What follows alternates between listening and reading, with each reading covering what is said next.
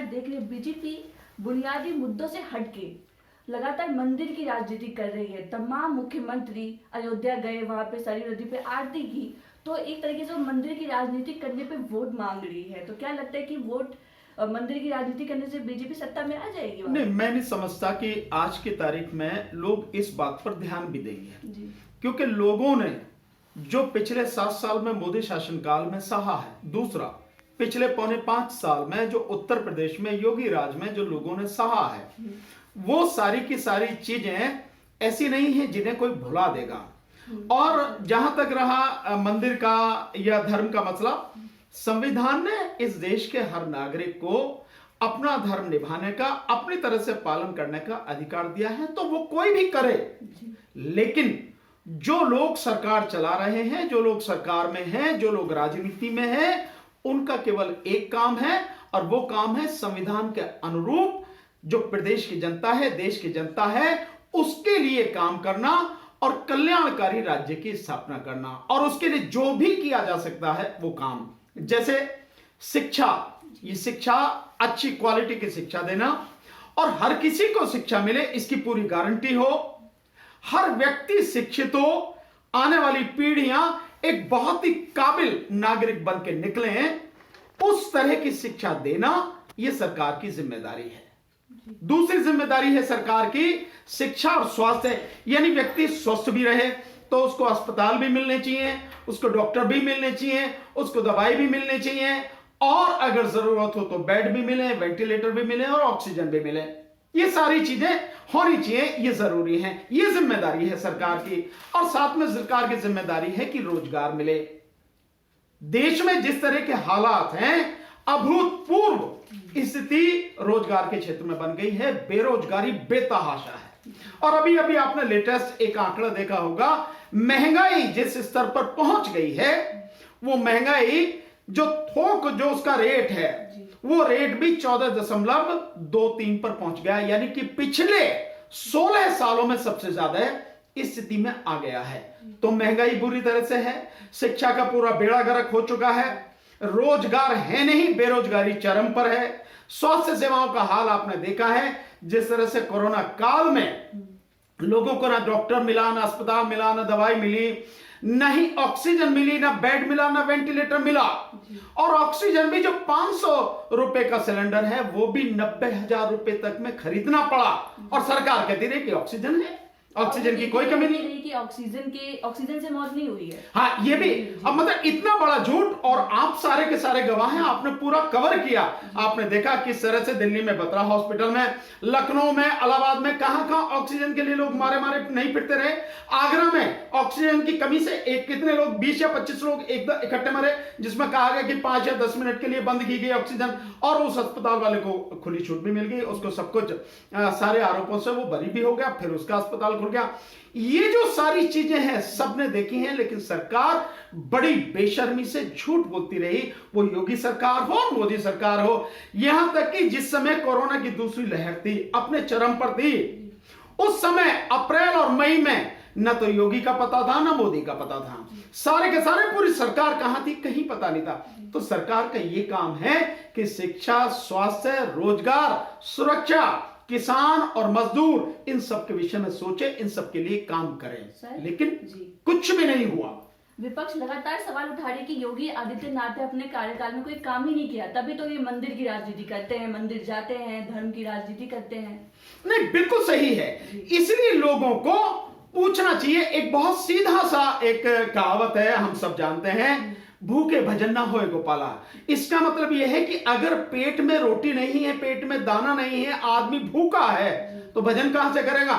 मतलब यह है कि पहली प्राथमिकता इंसान के लिए अगर कुछ है, वो है रोटी। अगर उसे रोटी मिलेगी, उसका पेट भरा होगा, बाकी सारी चीजें उसके बाद में हैं। लेकिन जब आपने लोगों को बेरोजगार कर दिया, जब आपने लोगों को शिक्षा से बिल्कुल बेदखल ही कर दिया एक तरह से, अगर आप माने शिक्षा के विषय में एक छोटा सा मैं आंकड़ा आपको देता हूं, इस कोरोना काल में लगभग 1.5-2 साल हो गए, जो गरीब हैं लोग, यहां तक कि मध्यम दर्जे के जो लोग हैं, उनके भी बच्चे स्कूल जाने से वंचित हो गए, एजुकेशन से वंचित हो गए।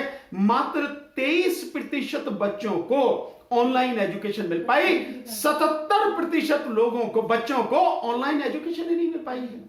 तो आपकी जिम्मेदारी क्या है? सरकार की जिम्मेदारी क्या है? सरकार की जिम्मेदारी है कि वो एक कल्याणकारी राज्य की स्थापना करे, उसके लिए सारे काम करे, और उसके लिए शिक्षा, स्वास्थ्य, रोजगार, शिक्षा, सुरक्षा और मजदूर और किसान और इन सब की सारी जो चीजें हैं वो सारी सामने आती हैं। तो सरकार को जवाब देना पड़ेगा, लोगों को देना पड़ेगा। लोग पूछेंगे ये सवाल, बताओ गन्ना किसान का 16,000 करोड़ रुपया क्यों पड़ा है? क्यों अभी तक उसे 2 साल का उसका बकाया जो है दिया नहीं गया? क्यों उसका भाव आपने अब बढ़ाया, मात्र 20 या 25 रुपए बढ़ाया है, बाकी जबकि उसका भाव होना चाहिए 400 450 के लगभग। इवन बीजेपी कहती थी कि हम 450 करेंगे, लेकिन पूरे 5 साल में मात्र 25 रुपए बढ़ाए हैं। इसका जवाब देना पड़ेगा सरकार को। इसका जवाब देना पड़ेगा कि आप एमएसपी पर पूरी खरीद क्यों नहीं कर रहे हैं। इसका जवाब देना पड़ेगा कि इसी सरकार ने, योगी सरकार ने जो श्रम कानून है, उन श्रम कानूनों को 3 साल के लिए खत्म कर दिया। एक तरह से टाल देने की बात कर रहे हैं, पर वो ऑलरेडी खत्म हो चुके हैं, क्योंकि सेंट्रल गवर्नमेंट ने भी खत्म कर दिया। और सब कुछ जो है, जो पूंजीपति हैं, जो उद्योगपति हैं, जो कारखाने के मालिक हैं, उनके हिसाब से ये सारे कानून बना दिया उन्होंने, सब कुछ अमेंडमेंट कर दिया। असली मुद्दा ये है, तो असली मुद्दे पर बात न हो, असली मुद्दे से दूर भागे, इसलिए ये मंदिर पर जा रहे हैं। मंदिर तो व्यक्तिगत मसला, आप जाओ, कौन रोकता है। लेकिन जो नौटंकी मोदी जी कर रहे हैं, 110 कैमरे लगा के और गंगा में डुबकी लगा रहे हैं, अबे पहले उस गंगा को साफ तो कर लो। उस बनारस को आप भूल गए होंगे, तब कहां थे आप? तब नहीं आते थे ये रेड कार्पेट बिछा के, कि जिस समय कोरोना काल में उसी बनारस में इतनी लाशें जल रही थी कि वहां जो इलेक्ट्रिक क्रिमेटोरियम है, जो बिजली से जो है लाशों को जलाया जाता है, उनका अंतिम संस्कार किया जाता है, वो मशीनें भी गर्म होकर पिघलकर बंद हो गई। ये स्थिति। पर मोदी जी ने सौगात दी थी कि हम गंगा को साफ कर देंगे। उन्होंने अभी कहा है कि गंगा पूरी साफ हो चुकी है। तो मोदी जी झूठ बोलते हैं। मोदी जी तो शुरू से ही झूठ बोलते हैं, झूठ के अलावा कुछ बोलते नहीं है। मतलब ऐसा व्यक्ति इस धरती पर नहीं होगा जो सुबह से शाम तक झूठ ही बोलता है। कौन सी चीज उन्होंने सच बोली है? हर चीज तो झूठ बोली है। जो कहा उन्होंने वो किया ही नहीं, और जो कर रहे हैं वो कभी कहा ही नहीं। ये उनका हाल है। आप देखिए, बार बार ये कहना पड़ता है, लोगों को बताना पड़ता है। क्या मोदी जी रोजगार दे पाए? 2 करोड़ रोजगार की बात करें। क्या मोदी जी बेटी बचाओ बेटी पढ़ाओ का एक बड़ा आंकड़ा आया, आप देखेंगे, बड़ा 846 करोड़, हाँ, 800 सिर्फ एडवर्टाइजमेंट पे खर्च किया। यस, एग्जैक्टली जो आपने कहा कि 848 करोड़ रुपए जिस बेटी बचाओ बेटी पढ़ाओ के कार्यक्रम के लिए थे, उसमें 80% आपने सही फिगर की कि 750 करोड़ के लगभग वो केवल एडवर्टाइजमेंट है। और ठीक इसी तरह से गंगा सफाई में, गंगा तो साफ हुई नहीं, जितना पैसा था मैक्सिमम पैसा सिर्फ एडवर्टाइजमेंट पे। तो ये विज्ञापन की सरकार है और विज्ञापन के लिए ही काम करती है, विज्ञापन से ही समझती है कि उनको वोट मिल जाएंगे। ऐसा होगा नहीं, इस बार नहीं होगा, क्योंकि प्रदेश की जनता, देश की जनता समझ चुकी है, और अब इनका बोरिया बिस्तरा बांधकर इन्हें वापस अपनी जगह भेजने के लिए तैयार हो रही है जनता, और पूरी तरह से सुपड़ा साफ बीजेपी का इस बार होगा। मोदी जी ने लगातार अपनी रैली में कहा कि जब सरकारी संसाधनों का दुरुपयोग होता है तो मुझे कष्ट होते हैं, पीड़ा होती है। और उनकी रैली में खुद सरकारी बसों से लोगों को बुलाया जाता है, रैली करवाई जाती है। तो इस पे आप क्या? तो प्रधानमंत्री को शर्म आनी चाहिए कि जो प्रधानमंत्री ये बात कह रहा है वो अपने गिरेबान में झांक के देखे कि उसकी मीटिंग जहां भी हो रही है, हर जगह सरकारी पैसे का, यानी पब्लिक के पैसे का, ये आपके हम सबके इस देश की जनता का जो टैक्स का पैसा है, उस पैसे की बर्बादी हो रही है। ये जो गंगा में डुबकी लगा के 110 कैमरे दिखा के और वो नौटंकी करी जा रही है और कॉरिडोर बनाया जा रहा है, ये सारा पब्लिक का पैसा है। जब आप पूर्वांचल एक्सप्रेसवे का उद्घाटन करते हैं, तब आपकी रैली में 2000 बसेस आती हैं सरकारी, यानी कि उस दौरान, उस 2 दिन के लिए जो पब्लिक है वो पब्लिक परेशान होगी, पब्लिक को बसें नहीं मिलेंगे, वो कहीं उसे आना जाना हो, कोई वो सारी बसें बाकायदा डीएम के आदेश से कि भैया ये सरकारी बसें जो हैं प्रधानमंत्री की उस रैली में जाएंगी। और रैली में भी आदमी, आप दोनों चीज देखिए, केवल बसें ही नहीं, बस के साथ साथ जो आदमी है वो भी मनरेगा के मजदूर लाए जाते हैं। ये उनकी स्थिति है, यानी उनके पास उनकी बात को सुनने के लिए आज एक भी व्यक्ति तैयार नहीं है। उनके जो विधायक है उनको कहा जाता आपको बैठ कर सुनना है, ये सारा का सारा, चाहे वो बोर होते रहे, नौटंकी होते रहे, लेकिन उस नौटंकी को उन्हें बर्दाश्त करना। तो गाड़ियां बसें जो हैं वो सरकारी खर्चे के, जो भीड़ है वो सरकारी खर्चे पर, और उसके बावजूद भी नौटंकी ही नौटंकी, इसके अलावा कुछ नहीं है। तो प्रधानमंत्री को यह कहने से पहले शर्म आनी चाहिए, अपने गिरबान में झांकना चाहिए और झांक के बोलना चाहिए। पब्लिक है, मूर्ख नहीं है, पब्लिक सारी चीजों को जानती और समझती है। सर अभी बयान आया है कि पूंजीपतियों का 11 पूंजीपतियों का बैंक ने कर्जा माफ किया है, तो इस पे आप क्या सोचते हैं? नहीं, इससे मैं समझता हूं इससे बड़ा दुर्भाग्य क्या होगा, जिस देश में जो किसान है वो मर रहा है, किसान को अपनी जो लागत है, फसल में जो लागत है वो लागत भी नहीं मिल रही। मैं आपको 2 उदाहरण देता हूं तो उससे समझेंगे आप। अभी अभी धान की फसल तैयार होकर बिकी है, लखीमपुर खीरी में जो हत्याकांड हुआ था उसके बाद हम लोग वहां लगातार गए, वहां पे जो धान है सरकार घोषित कर रही है उसकी एमएसपी 1940 रुपए, धान बिक रहा है 900 रुपए से लेके 1200 रुपए प्रति क्विंटल, और वो भी महीने भर बाद उसकी पेमेंट मिलनी है, क्योंकि जो वो है जो चावल मिल के मालिक हैं वो उसको खरीद रहे हैं, और वो भी 1 महीने बाद उसकी पेमेंट देंगे, उससे पहले वो पेमेंट नहीं देंगे। तो आपकी कथनी और करनी में कितना बड़ा अंतर है। जो ये नौटंकी लगातार कर रहे हैं, आपको किसान को देने के लिए पैसा नहीं है, गन्ना किसान का बकाया देने को आप तैयार नहीं है, और आपने लगभग 11.25 लाख करोड़ रुपया उन पूंजीपतियों, अपने यारों, अपने उन उद्योगपतियों का कर दिया, माफ कर दिया, जिनकी चौखट को आप सलाम करते हो, जिनकी चौखट पर नाक रगड़ते हो, जिनकी आप गुलामी करते हो।